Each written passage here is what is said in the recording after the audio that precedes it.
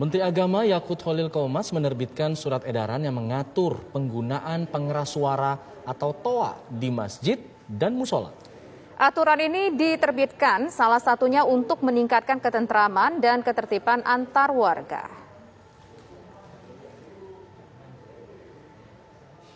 Pemirsa, Menteri Agama Republik Indonesia Yakut Khalil Qomas menerbitkan aturan yang mengatur penggunaan pengeras suara ataupun TOA di masjid dan musola. Aturan ini dikeluarkan untuk meningkatkan ketertiban dan juga keharmonisan antar warga. Menurut Menteri Agama, penggunaan pengeras suara atau TOA ini menjadi kebutuhan untuk syiar Islam sebagai media syiar Islam di masyarakat. Namun di saat yang bersamaan, ini masyarakat Indonesia terdiri dari latar belakang yang beragam ataupun berbeda-beda, baik dari agama maupun keyakinan. Lantas, apa dasar diterbitkannya aturan ini dan juga bagaimana nanti penerapan serta pengawasannya? Kita akan berbincang langsung dengan Dirjen Binmas Islam Kementerian Agama Republik Indonesia. Sudah ada Bapak Komarudin Amin. Assalamualaikum.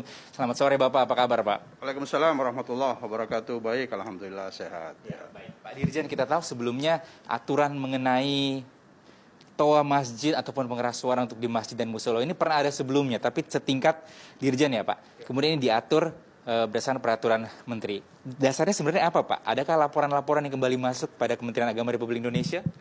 Ya, pertama seperti tadi yang Anda sampaikan sendiri bahwa memang sebelumnya sudah ada edaran Dirjen Binmas Islam tahun 78 ya.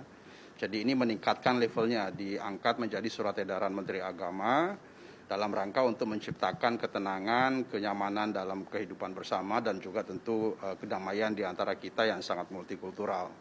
Nah, tentu diharapkan surat edaran ini nanti berfungsi instrumental untuk mengatur penggunaan pengeras suara di musola dan di masjid ya.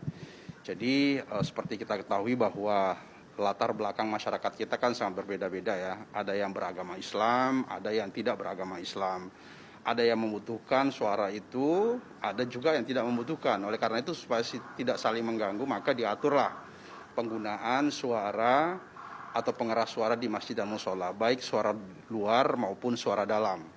Nah, misalnya diatur, misalnya menjelang sholat subuh ya, masuknya sholat subuh, 10 menit sebelum azan dikumandangkan, itu bisa dikeluarkan suara bacaan-bacaan Al-Quran atau tarhim, ya sholawat begitu, itu bisa, tapi jangan terlalu lama, maksimal 10 menit sebelum azan dikumandangkan.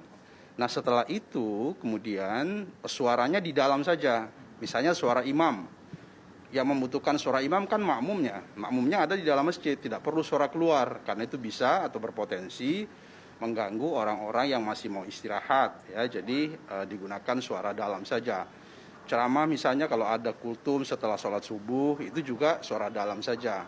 Ada ceramah-ceramah, ada pengajian-pengajian, silakan, tetapi menggunakan suara dalam. Tidak usah menggunakan suara luar, karena itu berpotensi menimbulkan ketidaknyamanan bagi mereka yang tidak membutuhkannya. Apalagi mereka yang mau beristirahat, terutama di kota-kota besar misalnya yang tentu memiliki ritme aktivitas yang sangat berbeda-beda.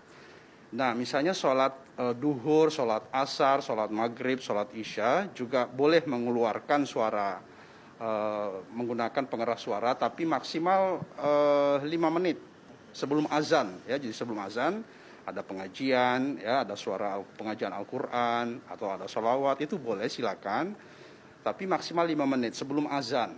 Dan setelah itu, kemudian setelah azan, kalau ada pengajian, ada diskusi atau apapun, yaitu suara dalam saja supaya yang lain tidak terganggu. Nah, juga diatur bahwa yang misalnya yang melaksanakan azan atau suara yang akan keluar itu supaya